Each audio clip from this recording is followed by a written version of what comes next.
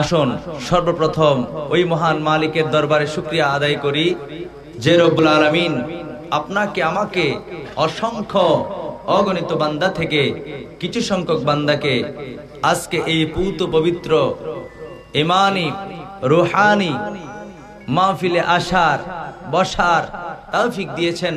সেজন্য মহা মালিকের দরবারে শুকরিয়া দান একবার উচ্চ কণ্ঠে পড়ি আলহামদুলিল্লাহ। রবের দরবারে শুকরিয়া আদায় করব, কার্পণ্যতা করলে তো হবে না। আসুন হৃদয়ের সবটুকুন আবেগ অনুভূতিকে প্রকাশ করে দিয়ে স্বতঃস্ফূর্ত ভাবে উচ্চ কণ্ঠে আরেকবার রাতের স্তব্ধতা ভঙ্গ করে সিংহের গর্জন করে আরেকবার কালেমাতু শুকুর আদায় করে নিই। সকলে পড়ি আলহামদুলিল্লাহ।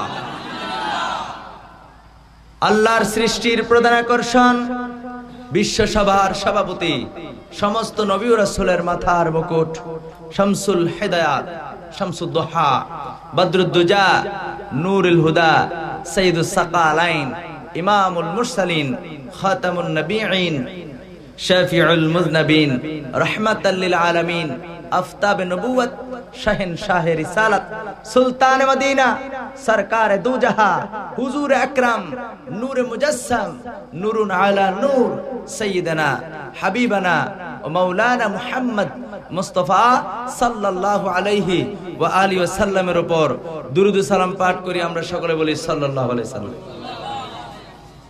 আমার প্রিয় ভাইরা, রাগ করছেন না তো? রাগ করছেন? রাগ করিয়েন না, খুব অল্প সময় আছি। মাওলানা জামিল আহমদ জামালি সাহেব আসলেই আমি স্টেজ থেকে আপনাদের কাছ থেকে বিদায় নেব। সে পর্যন্ত কিছু কথা কুরআন ও হাদিস থেকে বলার চেষ্টা করছি, আল্লাহ যেন কবুল করে পড়ি আমিন। আমার প্রিয় ভাইরা, আমি কুরআনুল কারীম থেকে একখানা আয়াতে কারিমা পাঠ করেছি, ইতিপূর্বে আপনারা দেখেছেন। আর পোস্টারে লেখা আছে, আমার বিষয় হচ্ছে তাওবা ও তাকওয়ার গুরুত্ব। বিষয় কি? তাওবা। তওবার দরকার আছে নি? তাওবা ও তাকওয়ার গুরুত্ব। ইনশাআল্লাহ এই অল্প সময় এই বিষয়ের উপরে কথা বলার চেষ্টা করব। আল্লাহ যেন তৌফিক দান করে। আমরা পড়ি আমিন। আমার সাথে সাথে সকলে পড়ুন বিসমিল্লাহির রাহমানির রাহিম। قل يا عبادي الذين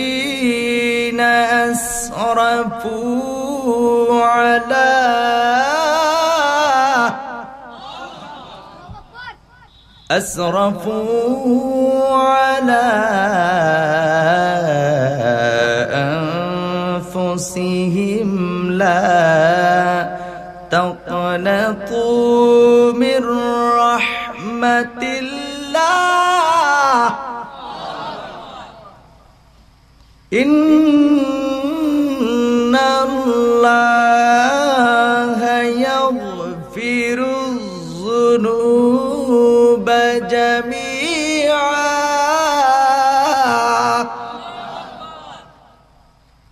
إنه هو الغفور الرحيم।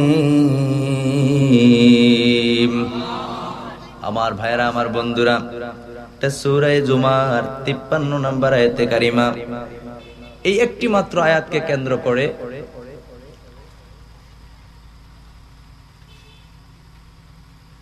বিশিষ্ট এবং সুপ্রসিদ্ধ মুফাসসির কোরআন, মুফাসসির এবং মুহাদ্দিসগণের দৃষ্টিকোণ থেকে কিছু কথা আপনাদের সামনে উপস্থাপন করার চেষ্টা করব। আল্লাহ সুবহান আমাকে যেন সে তৌফিক দান করে এবং আপনাদেরকে মনোযোগের সাথে শ্রবণ করার তৌফিক দান করে। আমরা পড়ি আমিন।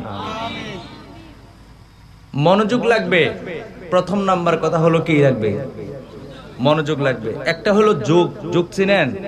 এই যে শরীর থেকে রক্ত খায় যে, চিনেন? যোগ চিনেন?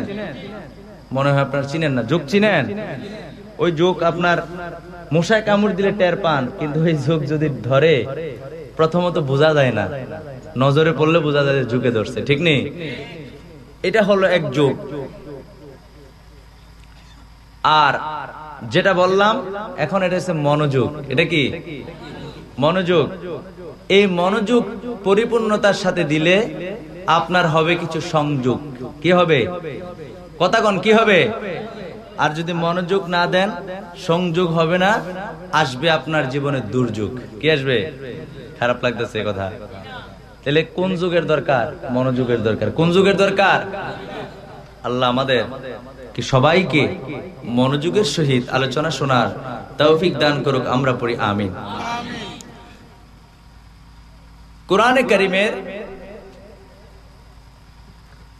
তাফসিরের কিছু মূলনীতি আছে।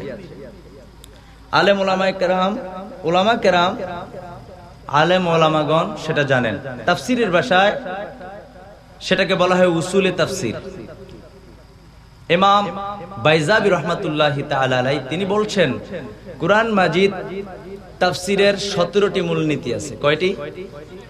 এই 17টি মূলনীতি ব্যতীত, এই 17টি মূলনীতি ছাড়া কেউ যদি মনোমস্তিষ্ক প্রসূত কোনো ব্যাখ্যা, মন গড়া কোনো ব্যাখ্যা করে, এই ব্যাখ্যার কারণে কঠিন পর্যায়ের গুনাহ হবে, ঈমানও চলে যেতে পারে। অর্থাৎ মন গড়া কোনো ব্যাখ্যা চলবে, জোরে বলেন না, মন গড়া কোনো ব্যাখ্যা চলবে।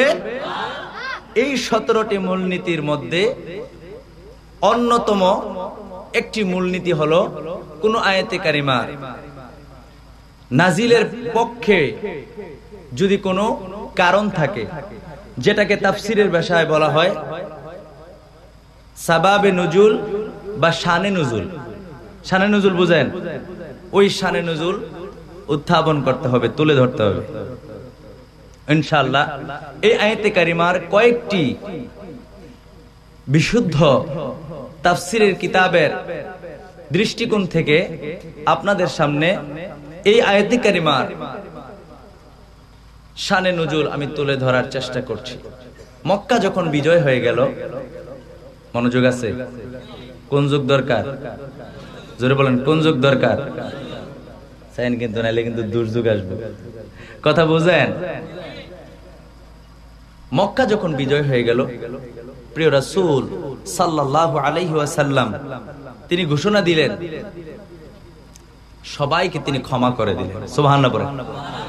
রাসূলুল্লাহ চাইলে আঙ্গুলের ইশারায় রাসূলুল্লাহকে যারা মক্কার জমিনে নির্মম অত্যাচার করেছেন, রক্তাক্ত করেছেন, যুদ্ধের ময়দানে দন্ত মোবারক শহীদ করেছেন, রাসূলুল্লাহর অসংখ্য সাহাবায়ে কেরামের জীবন কেড়ে নিয়েছেন, অর্থাৎ যিনারা শাহাদাত বরণ করেছেন, এই মক্কা বিজয়ের সাথে সাথে রাসূলুল্লাহ চাইলে আঙ্গুলের ইশারায় প্রত্যেক অপরাধীর, প্রত্যেক বেঈমান মুশরিকের গর্দান উড়িয়ে ফেলতে পারতো। ঠিক কিনা বলেন?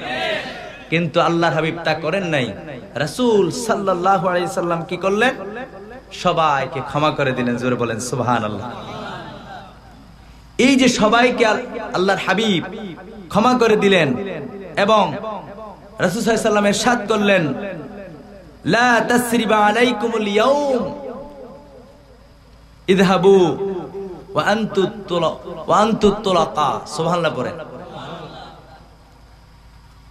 রাসূল সাল্লাল্লাহু আলাইহি সাল্লাম বললেন, এ মক্কাবাসী, আজ তোমাদের কোনো দুঃখ নাই, আজ তোমাদের কোনো কষ্ট নাই, কোনো বিচার নাই, কোনো শাস্তি নাই।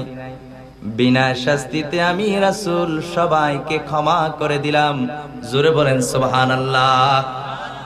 আমার ভাইয়েরা, আমার বন্ধুরা, রাসূলুল্লাহ বললেন সবাই স্বাধীন, যার যার বাসায় চলে যাবে, কোনো ভয় নাই, কোনো ভীতি নাই।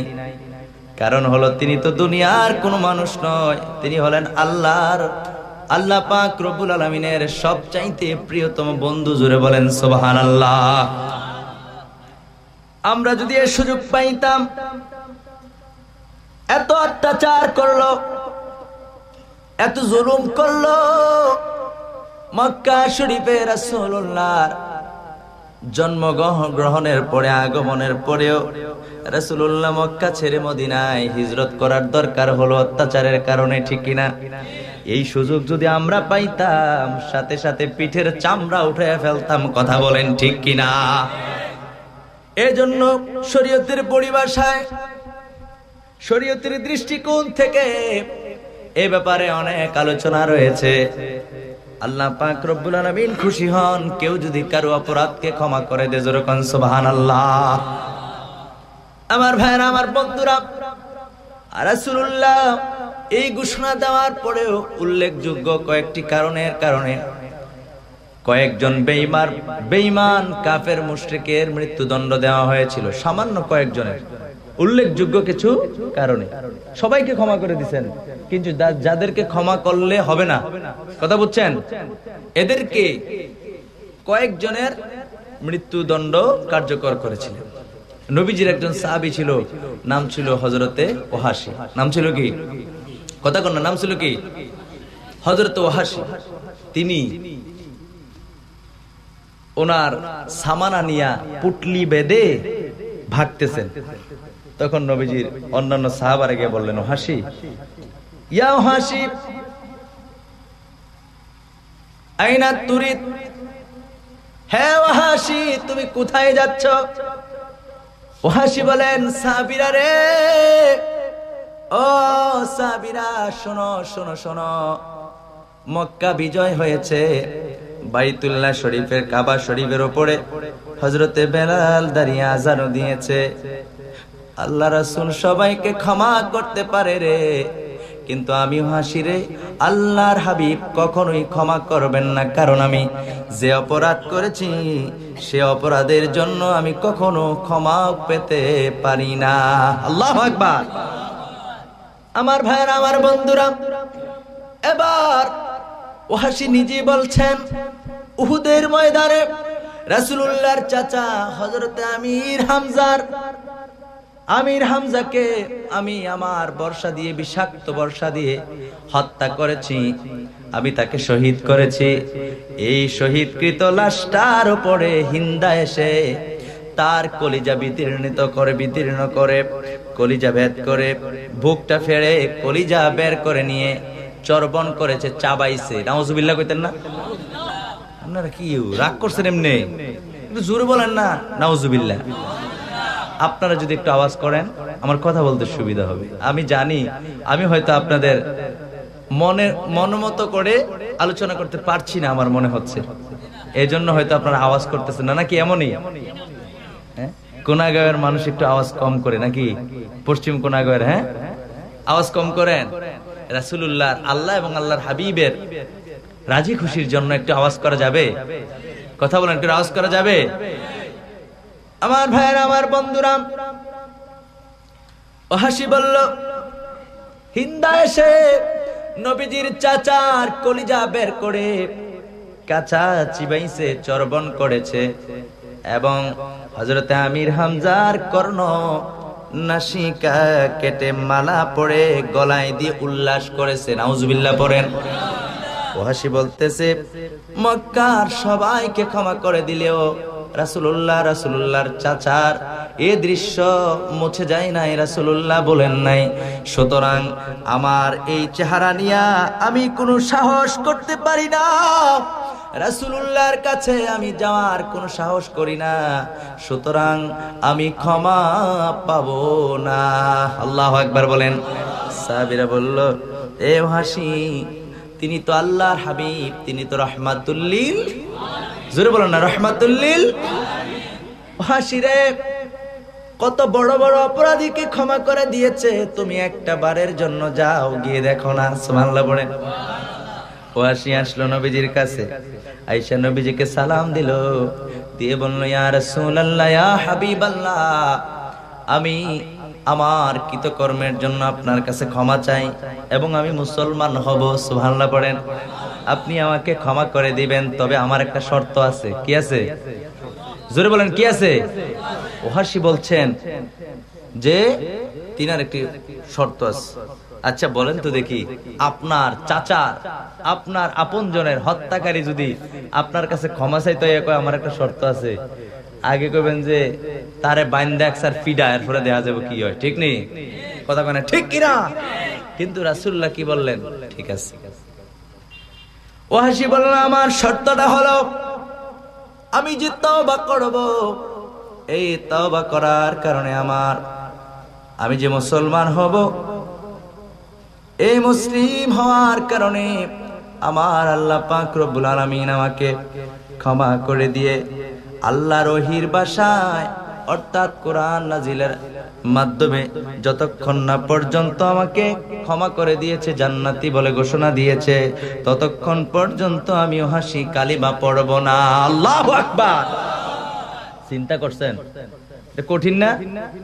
এত বড় অপরাধী এতদিন পরে আসছে ক্ষমা চাইতে, তাও আবার শর্ত লাগাইছে, আল্লাহ কোরআন নাজিল কইরা কইতে হয় ও হাসির আমি ক্ষমা করছি। সুবহানাল্লাহ কইতেন না? আমার ভাই, আমার বন্ধুরা, কত মজার কথা। আল্লাহ পাকের কালামে পাক নাজিল হয়ে গেছে, আল্লাহর কালাম নাজিল হয়ে গেছে, আল্লাহর কোরআনের আয়াত নাজিল হয়ে গেছে। ওয়াল্লাযীনা লা ইয়াদউনা মা'আল্লাহি ইলাহান আখারা ওয়ালা ইয়াকতুলুনান নাফসাল্লাতী হারামাল্লাহু ইল্লা বিল হাক্কি ওয়ালা ইয়াজনুন। আল্লাহু আকবার বলেন। সূরা ফুরকানের আয়াত নাজিল হয়ে গেল। আল্লাহ পাক রব্বুল আলামিন কোরআনুল কারীমের মধ্যে জানিয়ে দিয়েছেন, ওয়াল্লাযীনা লা ইয়াদউনা মা'আল্লাহ ইলাহান আখারা ওয়ালা ইয়াকতুলুনান নাফসাল্লাতী হারামাল্লাহ ইল্লা বিল হাক্কি ওয়ালা ইয়াজনুন। আমার আল্লাহ কয়, গভীর মনোযোগ, মানুষ যত বড় অপরাধী হোক না কেন, যদি সে আল্লাহ ব্যতীত অন্য কাউকে রব হিসেবে ডাকাডাকি না করে, এবং আল্লাহ যে মানব হত্যা নিষেধ করেছেন, হারাম করেছেন, বিনা কারণে মানব হত্যা না করে, আর জিনা না করে, ওয়ালা ইয়াজনুন, জিনা না করে, আমার আল্লাহ পাক রব্বুল আলামিন বলেন তাকে তার অপরাধ ক্ষমা করে দিয়ে তাকে বিনা আযাবে জান্নাত দেওয়া হবে। জোরে কোন সুবহানাল্লাহ। আর জোরে বলেন সুবহানাল্লাহ। আমার ভাইরা, আমার বন্ধুরা, ওহাসি বলে, ইয়া রাসূলুল্লাহ, ইয়া হাবিবাল্লাহ, আল্লাহ আয়াত নাজিল করেছে ঠিকই, কিন্তু এখানে শর্ত পাওয়া যায়। কি পাওয়া যায়? এই আয়াতে শর্ত পাওয়া যায়। আল্লাহ তো আল্লাহর কালামে পাকের ভাষায় বলছেন, যারা আল্লাহর সাথে কাউকে শরীক না করে, অর্থাৎ আল্লাহ ছাড়া কাউকে ইলাহ হিসেবে ডাকাডাকি না করে, শিরক না করে, এবং বিনা কারণে মানব হত্যা না করে, রাসূল গো, এবং আল্লাহ বলেছেন জিনা ব্যভিচার না করে। ইয়া রাসূলুল্লাহ, ইয়া হাবিবাল্লাহ, আমার জীবনে এমন কোন শিরক নাই যেটা আমি করি নাই। কত মানুষ হত্যা করেছি আমি ওহাসি বলতেও পারবো না। ইয়া রাসূলুল্লাহ, ইয়া হাবিবাল্লাহ, নির্মম ভাবে কত মানুষকে আমি হত্যা করেছি বিনা কারণে। নবী গো, ও মায়ার নবী, দয়ার নবী, আল্লাহ তো বলেছেন ওয়ালা ইয়াজনুন, এবং জিনা না করে। আমার জীবনে কত জিনা আমি করছি আমি জানি না। নবী গো, ও নবী, শর্ত আল্লাহ দিয়েছেন, আমি তো মুসলমান হতে পারি না, কারণ এগুলো তো আমি করছি। নবী, আমি যদি তাওবা করি তাহলে আল্লাহ পাক রব্বুল আলামিন আমাকে কেউ কি ক্ষমা করে দিবে, ক্ষমা করে কি জান্নাত দিবে। সুবহানাল্লাহ পড়েন। আর জোরে বলেন সুবহানাল্লাহ। আমার ভাইরা, আমার বন্ধুরা, আল্লাহ আবার কুরআনে পাকের আয়াতে কারিমা নাজিল করে দিলেন। আল্লাহ বলেন, বিসমিল্লাহির রাহমানির রাহিম, ইল্লা মান তাবা ওয়া আমানা ওয়া আমিলা আমালান সালিহান ফাউলাইকা ইউবাদদিলুল্লাহু সাইয়্যাতিহিম হাসানাত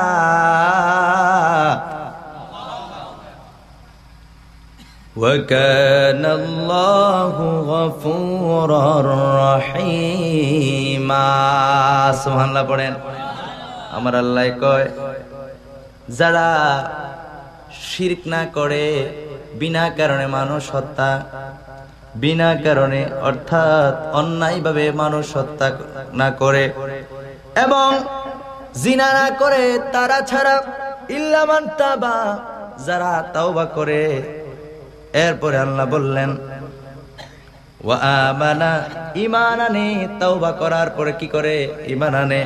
এরপর আল্লাহ বলেন ওয়া আমিলা আমালান সালিহা, এবং মৃত্যু পর্যন্ত আমলে সলিহাত অর্থাৎ নেক কাজ করে।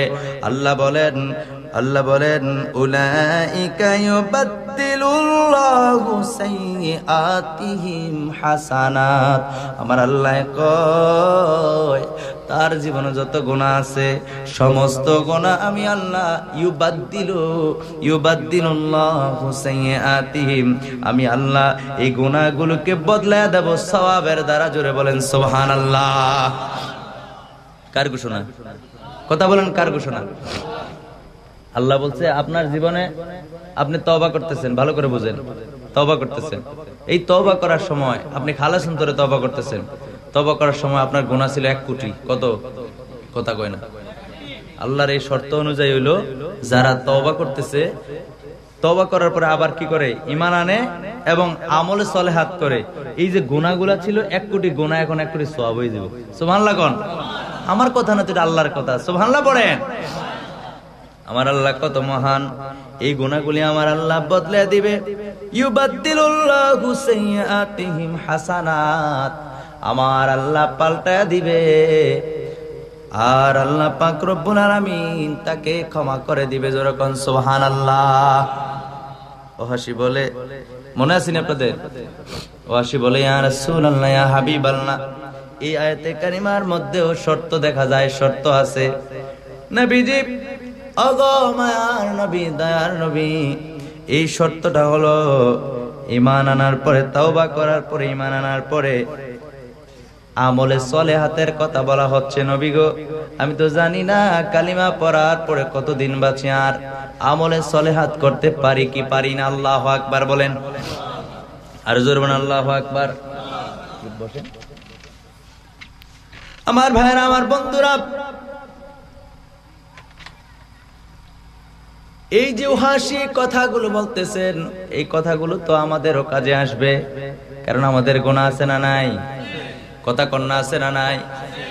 এই গুনাহগুলি যদি আল্লাহ ক্ষমা না করে আর আপনি আমি যদি কবরে চলে যাই, 2 দিকের মাটি এমন ভাবে চাপ মারবে গো, আমরা সহ্য করতে পারবো না। ওই মার মুখের দুধ যেন মুখ দিয়ে বের হয়ে যাবে। ঠিক কিনা বলেন? আমার ভাইরা, আমার বন্ধুরা, এই গুনাহগুলি আমাদের ক্ষমা করতে হবে। এখন ক্ষমা করার রাস্তা কি, বিধান কি দেখেন। আলোচনাটা মনোযোগ দিয়ে শুনলে আপনারা বুঝবেন। নবীজির কাছে যখন আসি বলল ইয়া রাসূলুল্লাহ, ইয়া হাবিবাল্লাহ, আমলে সলিহাত আমি করতে পারি কি পারি না আমি তো জানি না। আল্লাহর নবীর কাছে যখন বললেন, আল্লাহ পাক রব্বুল আলামিন কুরআনুল কারীমের মধ্যে সূরা নিসার মধ্যে আমার আল্লাহ আবার আয়াতে কারিমা নাযিল করে দেন। আল্লাহ বলেন বিসমিল্লাহির রহমানির রহিম, ইন্নাল্লাহা লা ইয়াগফিরু আন ইউশরাকা বিহি ওয়া ইয়াগফিরু মা দুনা যালিকা লিমান ইয়াশা। আল্লাহু আকবার বলেন। আমার ভাইরা, আমার বন্ধুরা, আল্লাহ পাক রব্বুল আলামিন কুরআনুল কারীমের মধ্যে জানিয়ে দিলেন কি করে, ইন্নাল্লাহা লা ইয়াগফিরু আন ইউশরিকা বিহি, যারা শিরক করছে, কুফর, শিরক এবং কুফর, এই দুইটা নিশ্চয়ই আল্লাহ ক্ষমা করবে না। আল্লাহ কি করবে না? কথা কয় না, কি করবে না?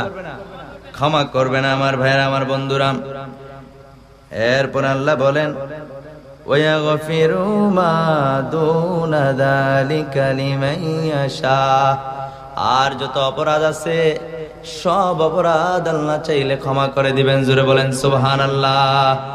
দুরূদ শরীফ পড়ি, আল্লাহুম্মা সাল্লি আলা সাইয়্যিদিনা মাওলানা মুহাম্মদ ওয়া আলা আলি সাইয়্যিদিনা মাওলানা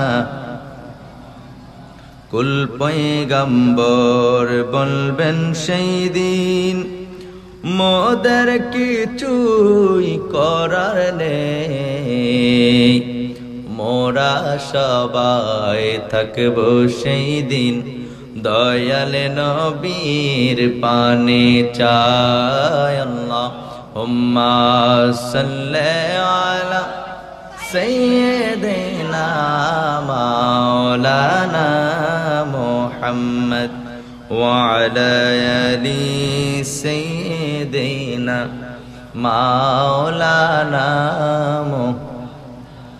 আমার ভাইরা, আমার বন্ধুরা, শারীরিকভাবে অসুস্থ থাকার পরেও আপনাদের মাঝে এসেছি, কারণ মিশকাত শরীফের 15 পৃষ্ঠার মধ্যে পাওয়া যায় লা দীনা লিমান লা হাদা লাহু।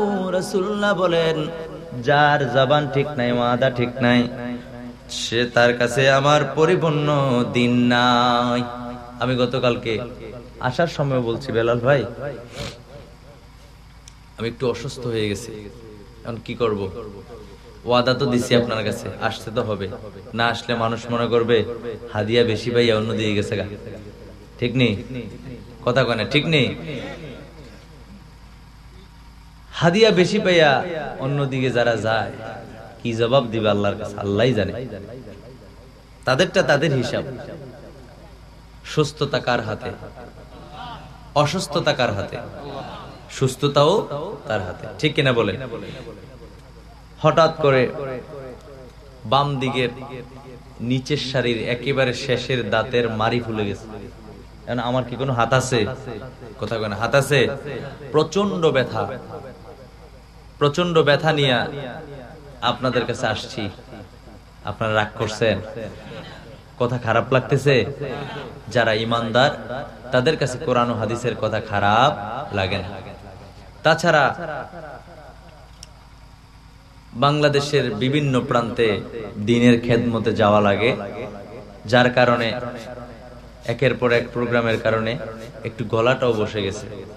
কারণ ইউটিউবে যারা আমার আলোচনা শুনছেন, দেখছেন আমার তেলাওয়াত আরো অনেক সুন্দর, একদম আরো বেশিক্ষণ তেলাওয়াত করতে পারি একসাথে, কিন্তু গলা বসা থাকলে কিন্তু শ্বাস তাড়াতাড়ি বের হয়ে যায়, খুব দ্রুত বের হয়ে যায়। ঠিক না? কথা কন না? ঠিক কিনা? তো যাই হোক, আপনারা দোয়া করুন। মাঝখানে নিজের ব্যক্তিগত দোয়া চেয়ে নিলাম, আপনারা দোয়া করলে না সম্ভব। ঠিক নেই? ও হাসি ডেকে বলল, ইয়া রাসূলুল্লাহ, ইয়া হাবিবাল্লাহ, নবী গো, ও মায়ার নবী, দয়ার নবী।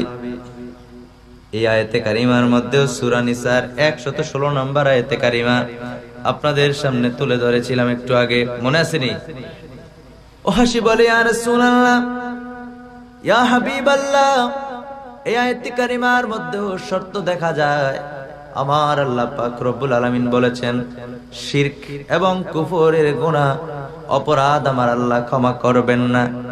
নবী গো, এই আয়াতের মধ্যে শর্ত রয়েছে, আমি তো মুসলমান হতে পারি না, আমার তো বিষয়টা ক্লিয়ার হচ্ছে না। সুবহানাল্লাহ পড়েন। আমার আল্লাহ পাক রব্বুল আলামিন চূড়ান্ত ফয়সালা করে দিলেন। আমার আল্লাহ চূড়ান্ত কোরআনের আয়াত নাজিল করে দিলেন সূরা জুমার, যেটা আমি খুতবার মধ্যে তেলাওয়াত করেছি। আমার আল্লাহ সুবহান বলছেন সূরা জুমারের 53 নম্বর আয়াতে কারিমার মধ্যে আল্লাহ বলছেন, কুল ইয়া ইবাদিয়াল্লাযী আসরাফু আলা আনফুসিহিম লা তাকনাতু মির রাহমাতিল্লাহ। সুবহানাল্লাহ পড়েন।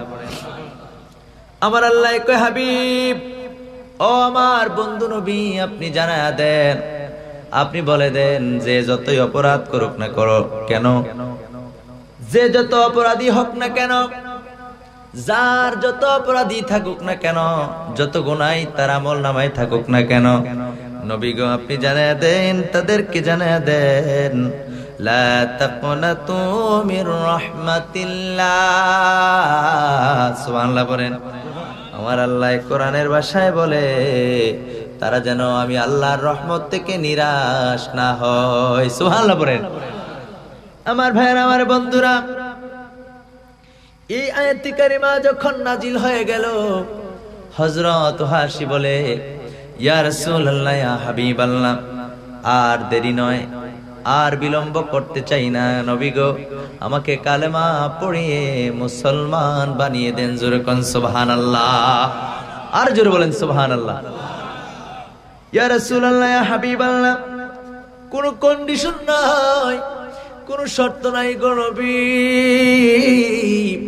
আপনি দয়া করে আমাকে কালিমা পড়ি মুসলমান বানিয়ে দেন। কারণ আমার আল্লাহর দয়া কত বড়, আমার আল্লাহ কত বড় মেহেরবান, আমার আল্লাহ কত বড় দয়াবান। আল্লাহ বলেছেন আল্লাহর রহমত থেকে যেন নিরাশ না হই, এটাই হলো সুন্দর সুযোগ। নবী গো, আমাকে মুসলমান বানিয়ে দেন। জোরে কোন সুবহানাল্লাহ, আর জোরে বলেন সুবহানাল্লাহ। আমার ভাইরা, আমার বন্ধুরা, জীবনে যত অন্যায় করেন না কেন, আমি অন্যায় যত করি না কেন, আপনি যত অন্যায় করেন না কেন, মনে রাখবেন আপনার গুনাহ আল্লাহর রহমতের বাইরে যায় নাই। আল্লাহর এই মহান রহমত, আল্লাহর এই রহমত থেকে নিরাশ হইতে নিষেধ করছেন কে? জোরে বলেন কে? আল্লাহ পাক রব্বুল আলামিন বলেছেন, বান্দারে আমি আল্লাহর রহমত থেকে নিরাশ হইও না। হাদিস শরীফের মধ্যে এসেছে, নবী আমার বলেন, কেউ যদি আল্লাহর ভয়ে যদি কেউ মাসির মাথা পরিমাণ চোখের পানি যদি চোখ দিয়ে বের হয়, পানি যদি চোখ দিয়ে বের হয়, আর সেই পানি যদি গাল বেয়ে জমিনে পড়ে, আল্লাহর হাবিব বলেন, জমিনে পড়ার পূর্বে আমার আল্লাহ পাক রব্বুল আলামিন তোমার সকল কৃতকর্ম, তোমার সকল অপরাধ ক্ষমা করে দিবে। জোরে কোন সুবহানাল্লাহ। তাহলে আমরা অপরাধ করছি, গুনাহ করছি, ক্ষমা চাইব যার কাছে, তিনি কে? কথা কন না, তিনি কে? আল্লাহ পাক রব্বুল আলামিন। আমার ভাইয়েরা, আমার বন্ধুরা,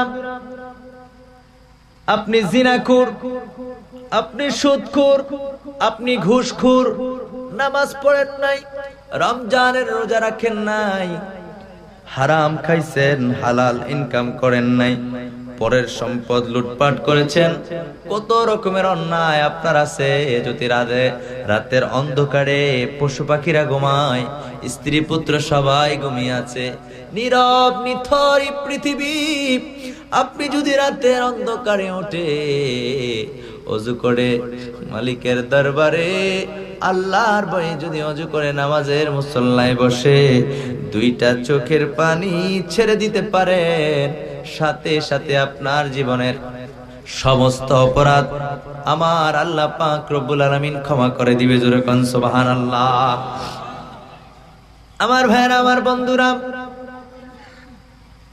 তবে যদি বান্দার হক হয়, বান্দার হক আল্লাহ ক্ষমা করার অধিকার রাখেন, কিন্তু ক্ষমা করেন না। ক্ষমা করেন। বান্দার হক, হক দুই প্রকার। হক কয় প্রকার? দুই প্রকার। একটা হলো হকুল্লাহ, আল্লাহর হক, আর একটা হচ্ছে হকুল ইবাদ, বান্দার হক। সুবহানাল্লাহ পড়বেন না? আল্লাহর হকটা হলো নামাজ। আমরা নামাজ অর্থাৎ সকল ইবাদত বন্দেগী কার জন্য করি? কথা কন না, কার জন্য? আল্লাহর জন্য। নামাজ, রোজা, হজ, যাকাত, দাড়ি, টুপি, পাগড়ি, পাঞ্জাবি, দান, সদকা, রুকু, সিজদা, যত ইবাদত আছে সবগুলো আমরা কার জন্য করি? জোরে কোন। এই সমস্ত ইবাদতে যদি ত্রুটি হয়ে যায়, জীবনের যে কোনো প্রান্তে যে কোনো সময় আপনি আল্লাহর কাছে ফরিয়াদ করবেন, আমার আল্লাহ পাক রব্বুল আলামিন আপনাকে ক্ষমা করে দিবে। সুবহানাল্লাহ পড়ে। আর যদি আপনি সলিমুল্লাহ, ওই কলিমুল্লাহ সাহেবের 1 টাকা মেরে খাইছেন, তার থেকে কিছু টাকা আনছেন, ক্ষমতা খাড়াইছেন, দেন নাই, জুলুম করেছেন, বান্দার হক নষ্ট করেছেন, সারা জীবন যদি এমনি ভাবে অপরাধ করতে থাকেন, এক সময় আপনার বোঝ আসে, আর আপনি যদি বলেন আল্লাহ, রাতের অন্ধকারে উঠে যদি আল্লাহরে ডাকেন, চোখের পানি ফেলেন, আল্লাহ পাকের দরবারে ক্ষমা চান, আমার আল্লাহ কয়, আমি আল্লাহ ক্ষমা করব না, ক্ষমা করব না। তুমি যার থেকে এই সম্পদ মেরে খেয়েছো, যার হক নষ্ট করেছো, তার কাছ থেকে ক্ষমা আনো। যদি সে ক্ষমা করে দে, তাহলে আমি আল্লাহ এমনিতেই ক্ষমা করে দেব। জোরে কোন সুবহানাল্লাহ। আপনার থেকে আমি 500 টাকা আনছি, কয় টাকা? আমি যদি আপনার থেকে ক্ষমা আনি তাহলে আল্লাহর কাছে ক্ষমা চাওয়ার দরকার নেই, এটা এমনি ক্ষমা হয়ে যাবে। সুবহানাল্লাহ বলেন। আমি আপনার থেকে টাকা আনছি, টাকা দিতে পারি না, আপনার ফিরে ফোসা দিছি, ভাই আমি তো দিতে পারি না, আপনি যদি ক্ষমা করে দেন এটা এমনি অটোমেটিক ক্ষমা। সুবহানাল্লাহ বলেন। আর আমি আপনার থেকে টাকা আনছি, ধন সম্পদ বিভিন্ন কিছু এনেছি, জুলুম করেছি, অত্যাচার করেছি, এগুলো করার পরে যদি আল্লাহর কাছে ক্ষমা চাই, আমার আল্লাহ কয় না না না, এটা হলো বান্দার হক, বান্দার হক আমি আল্লাহ ক্ষমা করি না। সুবহানাল্লাহ বলেন। তাহলে বান্দার হকটা তুলনামূলকভাবে একটু কঠিন। একটু কি, আল্লাহ তো আপনার, আল্লাহ তো আমার, যে কোনো সময় মালিকের দরবারে নসিব, তাওবা নসিব যদি হয় তাহলে তওবা করতে পারবো, ক্ষমা চাইতে পারবো। কিন্তু বান্দার হকটা, সারা জীবন যে ঘুষ খাইলাম, সারা জীবন যে পরের হক নষ্ট করলাম, ক্ষমতা দেখাইলাম, প্রয়োগ করলাম, জানেন জানেন আপনি যে টাকাটা দেন নাই, আপনি যে আরেকজনের হক মাইরা খাইছেন, মনে করছেন যে আপনি ভালো কাজ করছেন, আপনার ডরে, আপনার ভয়ে সে কিছুই বলে না, কি জিততে গেছেন, আসলে আপনি সবচাইতে বড় ঠকবাজ, ঠিক কিনা? কারণ হলো আপনার চেয়ে ঠকে আর কেউ নাই।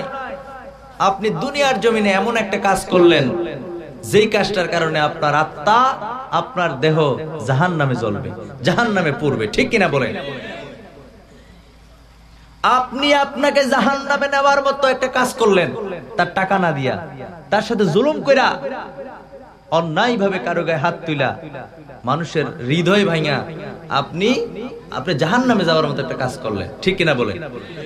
আপনার থেকে কোনো কিছু আমি আনছি, আমি এটা দিয়ে দেওয়া মানে আমি আমাকে বাঁচাইলাম, আমি পরকালে গিয়ে আর আপনার বাধার সম্মুখীন হব না। হাসরের ময়দানে গিয়া আপনি সামনে বলতে পারবেন না, ওই যে 500 টাকা নিছিলা, আছে না নাই? কথা কেন আছে না নাই? এই টাকা ধার দিলে আরেক বিপদ। একজনে বলতেছে, হুজুর এই যে টাকা নেয়, টাকা নিয়ে মাইরা দেয়, বলবুনি একটু বলবুনি? হুজুর টাকা ধার দেওয়ার চাইতে টাকা ফুইরালো অনেক ভালো। হুজুর কাও এটা কাও কিতা? না হুজুর একবার 300 টাকা দিছি, দিয়া ওই লোকের বাড়িতে 86 বার গেছি, তো হুজুর কে টেয়া পাইছেন? না হুজুর 86 বার যাওয়ার পরে টেহার একটা লাইন হইছে। টেহার কি হইছে? টাকার লাইন হইছে, টাকা পাই নাই। আর 14 বারের লেগে 100 হয় না। নাউজুবিল্লাহ পড়েন। 86 বার গেছে, তো আর 14 বার বাকি রইছে না 100 হইতে। বলতেছে হুজুর 14 বারের জন্য 100 হয় না, 86 বার গেছি, 300 টাকা পাই না, জুতার তলা ক্ষয় হয়ে গেছে। এই জন্য বলছি টাকা ধার দেওয়ার চেয়ে ফুইরালো অনেক ভালো। তো হুজুরে কয়, তোমার যে টাকা পাওয়ার লাইন হইছে, লাইনটা কি? লাইনটা কও। হুজুর 86 বার যাওয়ার পরে শরীরের মধ্যে একটা ভাবাই এলেছে, রাগ উঠে গেছে, এই তুই টাকা দিবি না, না দিবি, সেটটা গেলাম গা।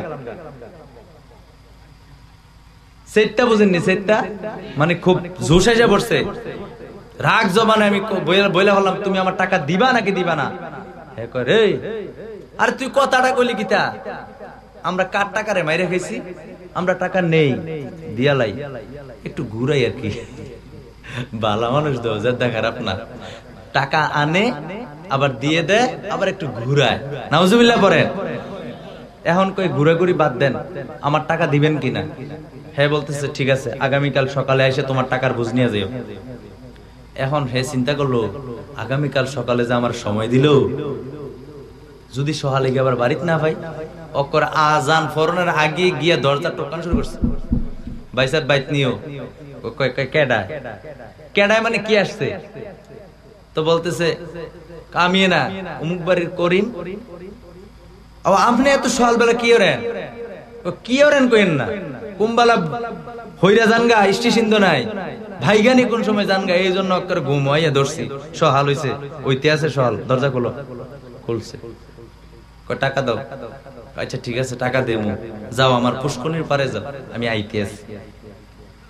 তো ফুসকুনির পারে গেছে, গিয়া অপেক্ষা করতেছে, তাই নেই গেল দিয়া আকিজবিরি চিনেননি, আকিজবিরি লাগাইয়া টানতে টানতে যাইতেছে ফুসকুনির পার। কি একটা ভাব শৈলের মেঝে, হ্যাঁ কয় ফুসকুনির ফার আইলাম, তুমিও আইলা, টাকাটা দাও। আরে বেহতা, এই যে গাছটা দেখছো নি, গাছটা কই গাছটা লাগাইছি। তো এবারে কয় গাছটা যেমন লাগাইছো এটার চারিদিক দিয়ে বেড়া টেরা দিয়ে রেখো, বেড়া বুঝেননি, বেষ্টনী দিয়ে রেখো, যেন ছাগল টাগলে না খায়, নষ্ট না করে। আরে না, ছাগলে খাইতো দেব, তোমার মাথা খারাপ। এই গাছ লাগাইছি, আলাই দিলে বড় হইতে কয়দিন, বড় হইব, এটা বেচা তোমার টেরা দিয়া লাগে। নাউজুবিল্লাহ কয় না, ফানাওয়ালা বেড়া দিয়া লাইছে হাসি। হে কয় অন্ধ হাসি দি ভাই, অন্ধ টেন একটা লাইন ফেসে, অন্ধ হাস চেয়ারের মধ্যে জায়গা ধরে না। নাউজুবিল্লাহ কর। এই হইলো আমরার অবস্থা। টাকা একবার নিতে পারলে আর দিত মনে থাকে না, টাকা খুঁজলে এইটা দেমো সেইটা দেমো, এই জোর হেই জোর, এই ক্ষমতা সেই ক্ষমতা, ঠিক নেই কথা কয় না, ঠিক কিনা? চা দোকান, চায়ের দোকানে বসে আবার গপগুজারি করে, ভয় দেখায়।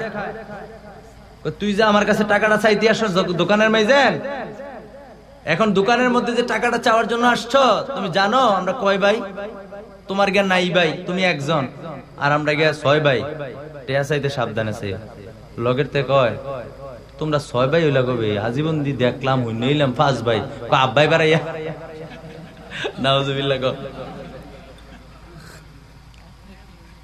ক্ষমতা দেখা লাগে বাপেরও ভাই বানাইলাই। নাউজুবিল্লাহ কইতেন না? এই ক্ষমতার কোনো দাম আছে?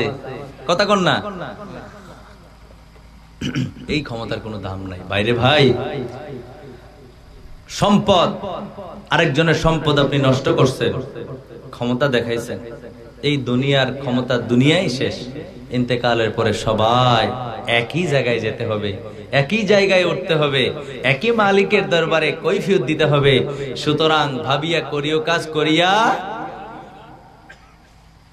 এরকম কেউ আছে আপনাদের এলাকায়? হ্যাঁ,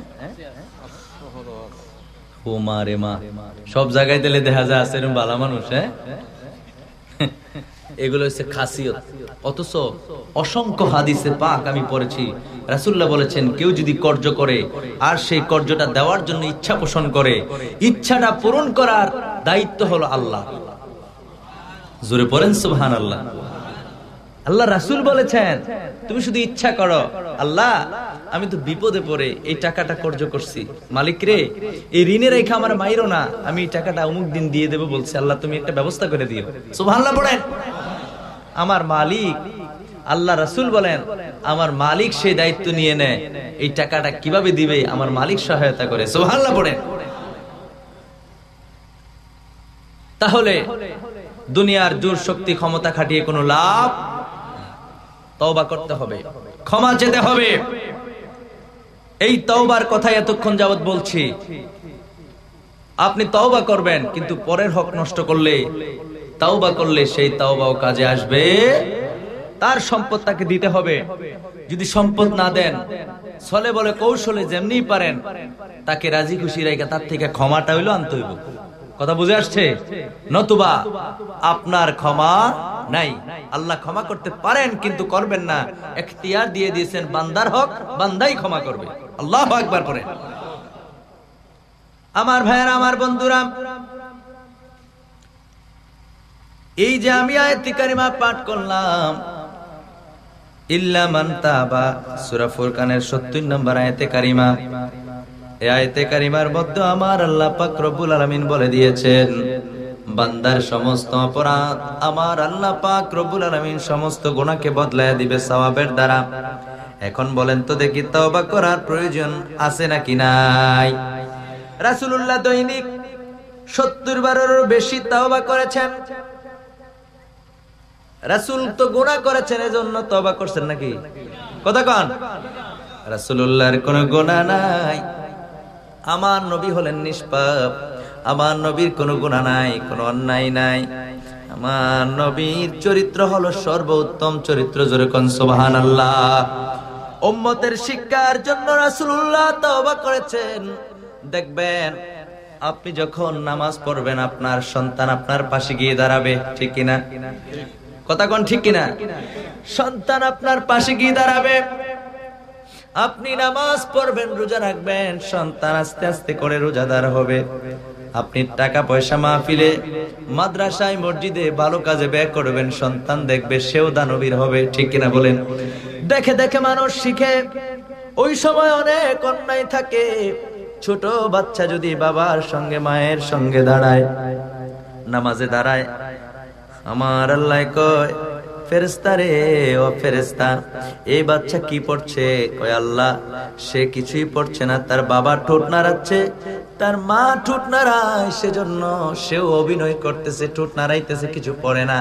আমার আল্লাহ কয়, ফেরেশতা রে, ও ফেরেশতা, তার আব্বা কি পড়তেছে? কয় পড়তেছে আলহামদুলিল্লাহি রাব্বিল আলামিন আর রহমানির রহিম, সূরা ফাতিহা পড়ে।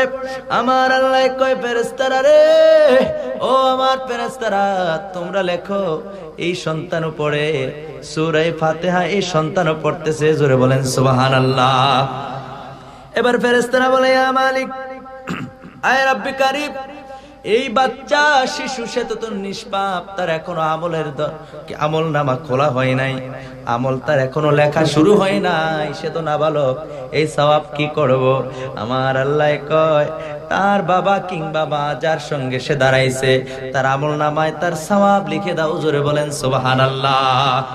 আমার ভাইয়েরা, আমার বন্ধুরা, তাহলে বোঝা গেল বাচ্চাদেরকে শিক্ষা দেওয়ার অন্যতম একটা মাধ্যম হলো তাদের সামনে কোনো আমল করা। আপনি যে আমলটা করবেন, বাচ্চাটা অটোমেটিকলি ওই আমলটা করে করে আস্তে আস্তে করে শিখবে, ঠিক কিনা বলেন? এই জন্য রাসূলুল্লাহ উম্মতকে শিক্ষা দেওয়ার জন্য প্রতিদিন 70 বারেরও বেশি, 100 বারও এসেছে কিতাবের মধ্যে। রাসূলুল্লাহ দৈনিক 100 বার তওবা করতেন, কারণ রাসূলের কোনো অন্যায় ছিল না, গুনাহ ছিল না।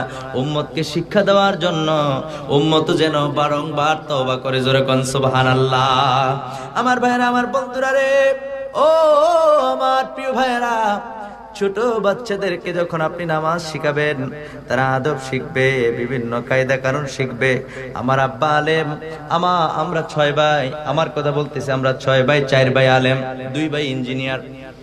আমরা আমাদের মায়ের কাছে নামাজ শিখছি, বিভিন্ন ইবাদত বন্দেগী মায়ের কাছে শিখছি। আব্বা শিখাইতে পারে নাই, তিনি আলেম ঠিক আছে, মাদ্রাসা নিয়ে আছেন, মেল সমাজ নিয়ে আছেন, পরিবারের প্রতি একটু সময় কমই দিতে পারছেন, কিন্তু আলহামদুলিল্লাহ আমার মা নামাজি, আমার মা নেককার। বর্তমান সময়ে আমার মা বলে কথা নয়, এরকম মহিলা খুব কম পাওয়া যায়। তাহাজ্জুদ নামাজও তিনি যত অসুস্থ থাকুক না কেন, উনি মজা পায় পড়তে। সুবহানাল্লাহ পড়বেন না? একদিন একটু কথা বলি, নিজের ব্যক্তিগত বলবো। একদিন জুমার নামাজ পড়তে গেছি। এখন তো আল্লাহর রহমতে অনেক বড় মসজিদে জুমার দায়িত্ব চালাই। যখন আমার মনে পড়ে, আমার মনে আছে কথাটা, ছোট, বেশি বড় না, এরকম ওই যে ছোট এরকম বাচ্চাদের মতো আমার বয়স, আমি জুমা পড়তে গেছি। কি পড়তে গেছি? জুমার নামাজ। জুমার নামাজ পড়তে যখন গেছি, যাওয়ার সময় আম্মু বলছে, বাবা, নামাজ পড়া অবস্থায় কথা বললে নামাজ হয় না, কথা বললে নামাজ। ইমাম সাহেব যখন আল্লাহু আকবার কয়ে দাঁড়ায়, আল্লাহু আকবার বলে না, নিয়ত বাঁধার সাথে সাথে দেখবেন ফ্লাফাইন কিছু আছে, একটা নিয়ত বাঁধছে তো, বাঁধতে এরকম করে, ঠিক নেই? আর এটা তো আমরাও করছি ছোটবেলা, লাগে তো জানি। কথা কি বুঝছেন? একটা ঢুয়া মারে, তখন হাসাহাসি শুরু হয়ে যায় পেছন দিক দিয়ে, ঠিক নেই? এই যে আল্লাহু আকবার করে দাঁড়াইছি, আমরা ছোটবেলায় আম্মারে খুব মানতাম, ভয়ও পাইতাম। এখন এরা যে কথা বলতেছে, হাসি ঠাট্টা করতেছে, আমার তো রাগ উঠে গেছে, আরে এরা তো নামাজ হইতেছে না। তখন থামাইতাম, দর পারি না, নিয়ত বাঁধা রইছি, তোমরা যে কথা কও, তোমরা নামাজ হয় না। আমি পাশের থেকে বলতেছি, তোমরা যে হাসি ঠাট্টা করতেছ, কথা বলতেছ, তোমরা নামাজ কিন্তু হইতেছে না। আমারটা কি হয়েছে? আমি গেলাম খুব খুশি, গিয়ে কই, আম্মা, আজকে তো একটা কাম হয়েছে। কই কিটা? কয় এরার নামাজ হয়েছে না। আমি কই এরার নামাজ হয়েছে না। আব্বু, তুমি কেমনে দেখলা এরার নামাজ হয়েছে না? কই এরা হাসাহাসি করছে। আমি ধমকও দিছি, কইছি তোমরা নামাজ হয়েছে না। আমার আম্মা কই, আব্বা, তোমারটাও হয়েছে না। আমি কাকু কথাটা কইলা কিটা? এত কষ্ট করে চাপ দিয়ে রইলাম, হাসি টাসি দিলাম না, ইতেন ধমক বেড়াই দিলাম, আপনি এগুলো কি কইতেছে? হয় না আব্বা, তোমারটাও হয় নাই, তুমিও তো, এটা তো কথা, তুমি যে বলছো তোমরা যে হাসি ঠাট্টা করতেছো তোমার নামাজ হয় না, এটা তো কথা হয়ে গেছে, তোমারটাও হয় নাই। তাহলে বাচ্চারা নামাজ পড়তে গেলে এদেরকে বুঝাইতে হবে। আজকে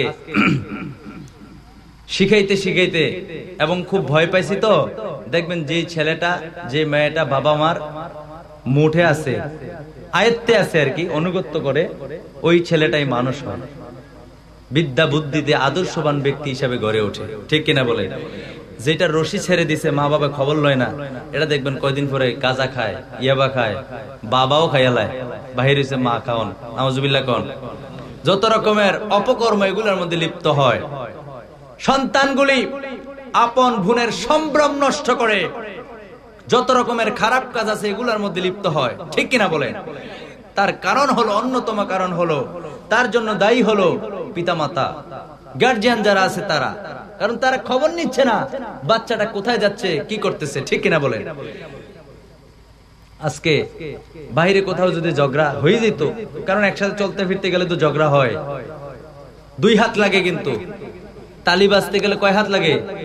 আপনাকে সারা আপনার ঝগড়া বাজতে পারবেন? একা একা ঝগড়া হয়। যদি কোনো কারণে ঝগড়া বেজেও যেত, দোষ আমার নাই, তর্কও করি নাই, কিন্তু ঘাউরামি করে বা একটু উগ্র মেজাজি করে আমাদের গায়ে হাত তুলতো।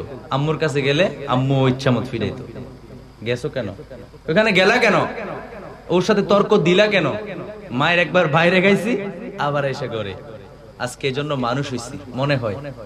যদি আমার মা বলতো, যদি এরকম বলতো, তোমরা কি ভাত খাও না, তোমাদের গায়ে শক্তি নাই, খালি মায়ের খেয়ে আসো, যাও ইচ্ছা মত সাইজ করে আসো, তখন কিন্তু সন্ত্রাস হইতাম, ঠিক নেই? এই কথা কেন ঠিক নেই? আব্বাজিরা, সন্তানরা এরকম প্রশ্রয় দিবেন না। আপনি জানেন আপনার সন্তানের দোষ নাই, চোখগুলো বড় করে বলবেন তুমি কেন গেলা ওখানে, দরকার কি ছিল তার সাথে বাজার, ঠিক কিনা বলেন? তখন সে আপনাকে মানবে, আপনারই সবচেয়ে বেশি উপকার হবে, ঠিক কিনা বলেন?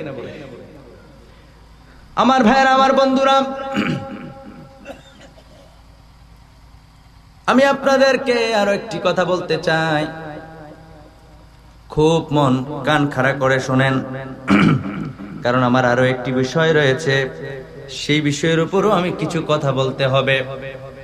রাসূল সাল্লাল্লাহু আলাইহি সাল্লাম যে শিক্ষা উম্মতকে দিয়েছেন, নবী আমার বলছেন, দাইলামি শরীফের মধ্যে এসেছে, নবীজি বলেন, তোমাদের সন্তানেরা যখন উপযুক্ত হবে, অর্থাৎ একটু জ্ঞান হবে, জ্ঞান আসবে, তখন তাদেরকে 3টা জিনিস শিক্ষা দাও। কয়টা?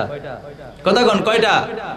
3টা জিনিস শিক্ষা দাও। 1 নম্বর রাসূলুল্লাহ বললেন, হুব্বি নবীকুম, তোমাদের নবীর ভালোবাসার শিক্ষা দাও। জোরে বলেন সুবহানাল্লাহ।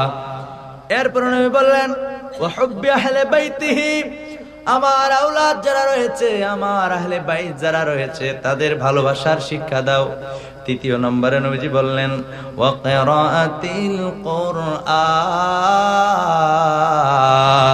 আল্লাহু আকবার। 3 নম্বরে রাসূলুল্লাহ বললেন, তোমাদের সন্তানদেরকে কোরআন শিক্ষা দাও। জোরে বলেন সুবহানাল্লাহ। প্রথমে নবী বললেন নবীর প্রেম ভালোবাসা শিক্ষা দেওয়ার জন্য, আল্লাহর হাবিবের আওলাদ পাকের ভালোবাসা শিক্ষা দেওয়ার জন্য। কারণ ছোট বাচ্চারা ছোটবেলা থাকতে যদি নবী এবং নবীর আওলাদদেরকে ভালোবাসে, সাহাবায়ে কেরাম নবীজির কত ভালোবাসতো, নবীজিকে ভালোবাসছি বিদায় তারা আজকে এত দামি হয়ে গেছে, নবীজির যে কোনো কথা মেনেছে, পাকা পুক্ত ইমানদার হয়েছে, সাহাবী হয়েছে, তাদের দাম, তাদের মর্যাদা গগনচুম্বী আকাশচুম্বী করে দিয়েছেন কে? জোরে বলেন কে? আমার ভাইরা, আমার বন্ধুরা, সাহাবীরা নবীজিকে কতটুকুন বিশ্বাস করতেন, কতটুকুন ভালোবাসতেন।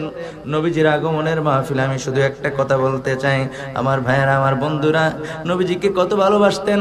উহুদের ময়দানে হযরত কাতাদা ইবনে নুমান রাদিয়াল্লাহু তাআলা আনহু, তিনি যুদ্ধ করতে করতে ওনার চক্ষু একটা বের হয়ে গেছে তীরের আঘাতে।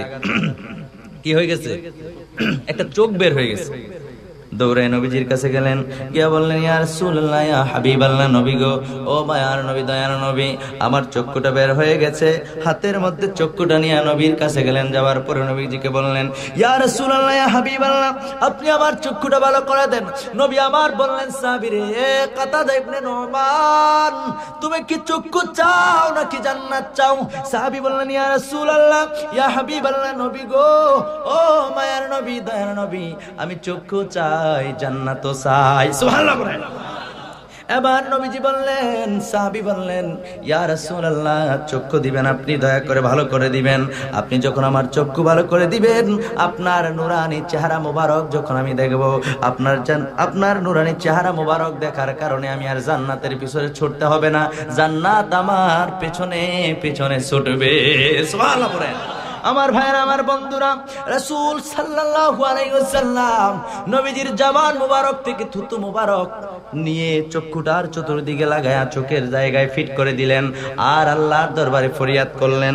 সাহাবী হযরত কাতাদা ইবনে নুমান রাদিয়াল্লাহু তাআলা আনহু বলছেন, আল্লাহর কসম, যতদিন বেঁচে ছিলাম আমার একটা চক্ষু তো ভালো ছিল, ওই চক্ষুর চেয়ে চক্ষুতে আমি আমার এই চক্ষুর যে চক্ষুটা খুলে গেছিল, যে চক্ষুটা বের হয়ে গেছিল, ওই চক্ষুটা আমার নবীজির থুতু মোবারক দিয়ে লাগিয়ে দেওয়ার কারণে আমার মৃত্যুর আগ পর্যন্ত এই চোখের দৃষ্টি আরো তীক্ষ্ণ হয়ে গেছে। জোরে কোন সুবহানাল্লাহ, আর জোরে বলেন সুবহানাল্লাহ। আমার ভাইরা, আমার বন্ধুরা, নবীজির থুতু মোবারকের কত দাম, কত দাম। আল্লাহর নবী যখন কোন থুতু মোবারক কোন সময় আসতো, থুতু মোবারক ফেলার একটা উপক্রম হতো, বুঝতে পারতো সাহাবায়ে কেরাম, তখন সাহাবীরা বলতেন, ইয়া রাসূলুল্লাহ, ইয়া হাবিবাল্লাহ, আমার হাতে দেন, আমার হাতে দেন। সুবহানাল্লাহ। সাহাবীরা বলতেন, ইয়া রাসূলুল্লাহ, প্রতিযোগিতা করতো নবী গো, ও মায়ার নবী, দয়ার নবী, আমার হাতে থুতুটা দেন।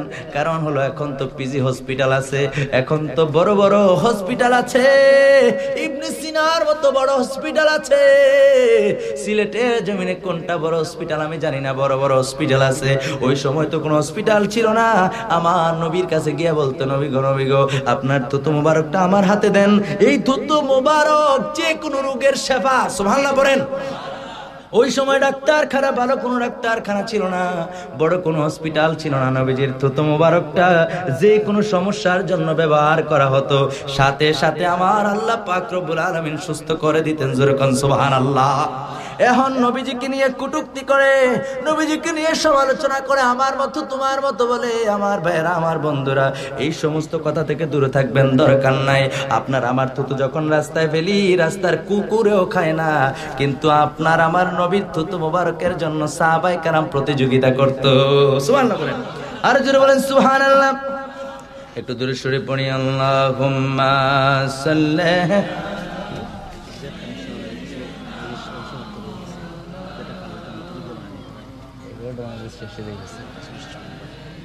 সাইয়্যিদিনা মাওলানা মুহাম্মদ। একটা জবানও বন্ধ রাখবেন না, চিৎকার মেরে বলেন সুবহানাল্লাহ। আমার ভাইরা, আমার বন্ধুরা, এই যে আমি আলোচনা করতে, আপনাদের মনোযোগ আছে? কোন যুগের দরকার? কথা বলেন, কোন যুগের দরকার? আমার ভাইরা, আমার বন্ধুরা, এই যে আমি আলোচনা করতেছি, আলোচনা করার কারণে, পরিশ্রম হওয়ার কারণে আমার পাঞ্জাবির ভিতরে যে গেঞ্জি আছে, ওই গেঞ্জিটা ঘামে ভিজে গেছে। আজকের পরে কালকে, কালকের পরে আমার মাহফিল ময়মনসিংহে গিয়া যদি আমি এই আলোচনা, এই জামা নিয়ে আলোচনা করি, পাশে যে এই ভদ্রলোক বসা আছে, এরকম যে থাকবে, কম হুজুরের শরীরে গন্ধ হয়, ঠিক নেই? কথা কয় না, ঠিক কিনা? কারণ আমাদের শরীরের থেকে যে ঘাম বের হয়, ওই ঘাম থেকে দুর্গন্ধ আসে। আর আমার রাসূল সাল্লাল্লাহু আলাইহি সাল্লামের শরীর মোবারক থেকে যে ঘাম মোবারক বের হতো, সাহাবায়ে কেরাম ছোট ছোট শিশি নিয়ে নবীজির পেছনে পেছনে ছুটতো। নবীজির শরীর মোবারক থেকে যখন ঘাম বের হতো, ওই ছোট ছোট শিশির মধ্যে আমার রাসূলের ঘাম মোবারক নিয়ে নিত। সুবহানাল্লাহ। এই ঘাম মুবারক থেকে এত পরিমাণে, এত সুন্দর পারফিউম হিসেবে ব্যবহার করত, এত সুন্দর এটা আতর হিসাবে ব্যবহার করত, যে আতর ব্যবহার করার কারণে সাহাবায়ে কেরাম যদি কাউকে খুঁজতো, নাম তাকে যদি খুঁজে নাও পেত, নবীজির ওই ঘাম মোবারক ব্যবহার করলে যে রাস্তা দিয়ে হাঁটতো অটোমেটিকলি বুঝতে পারতো আমার নবীজির ঘাম মোবারক ব্যবহার হয়েছে, এত খুশবু আর কোনো জায়গা থেকে আসতেছে না। জোরে কোন সুবহানাল্লাহ, আর জোরে বলেন সুবহানাল্লাহ।